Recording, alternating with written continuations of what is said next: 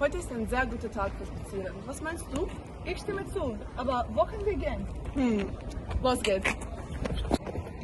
Falsch! Sind wir hier? Ja, das ist das.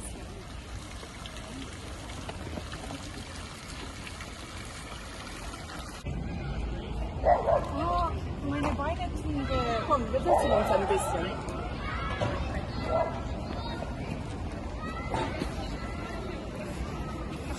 Ist das nicht schön? Ja, aber ich weiß nicht über Vineyard. Kannst du mir etwas ein bisschen erzählen? Ja. Also, kannst du mir sagen, wieso heißt es überhaupt Vineyard?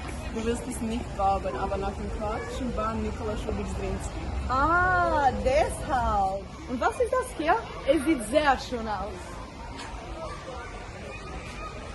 Das ist das Musikpavillon. Hier gibt es viele Konzerte während Sommer. Aber ich glaube, ich war hier schon einmal. Vielleicht wegen dem Advent. Hier gibt es den Advent jedes Jahr. Ja, ich glaube so. Ja.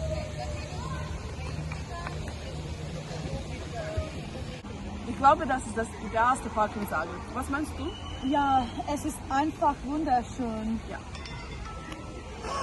Aber ich muss gehen. Ich auch. Sehen uns!